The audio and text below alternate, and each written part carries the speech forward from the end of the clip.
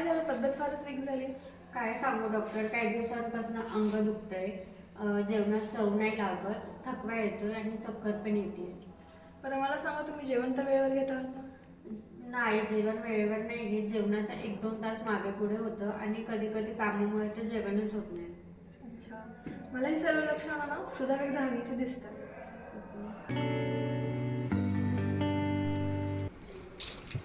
अरे इशिता, हा तिकडे कसं? अगं थोडंसं काम येतं. तुझी कशी चालली मेडिकल लाईफ झाली? अगं अर्पिता कुठे आहे? अगं ती क्लिनिकमध्ये आहे, येईलच आता. आलीच. अरे हाय, खूप दिवसाने भेट झाली नाही का? अर्पिता एवढा उशीर कसा झाला तुला? अरे काय झालं, ते क्षुधावेग धारणाचा एक पेशंट आला होता क्लिनिकमध्ये, मग तेच बघत होते. क्षुधावेग ते काय असतं? क्षुधा म्हणजे भूक, क्षुधावेग म्हणजे क्षुधेचं धारण करणे, म्हणजे क्षुधा रोखून ठेवणे. मग ह्याची लक्षणं काय? आता हे बघ, अंगभंगारुची ग्लानी काशशूल भ्रमाक्षुध तथयोज्जम लघुस्निग्धम उष्ण अल्पम च भोजनं. आता यामध्ये क्षुधावेग धारणाची लक्षणे सांगितली, जसं की अंगभंग म्हणजे काय, अंग मोडल्यासारखे वाटणे.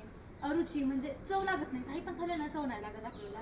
ग्लानी म्हणजे एकदम थकल्यासारखं वाटतं, थकवा येतो खूप. काश म्हणजे आता नॉर्मल जे वजन आहे ना त्याच्यापेक्षा आपलं वजन कमी होतं, म्हणजे थोडी कृशता येते. आणि अंग दुखतं वगैरे. मग तुम्ही याची ट्रीटमेंट काय करता? अरे तेच ना, अर्पितानाचा जो श्लोक बोला त्यामधील दुसरी लाईन म्हणजेच त्याची चिकित्सा.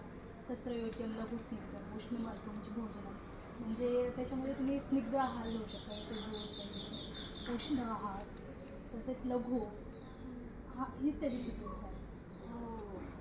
म्हणून तू कधी पण क्षुधावेग धारणाचं धारण करू नको. नक्की.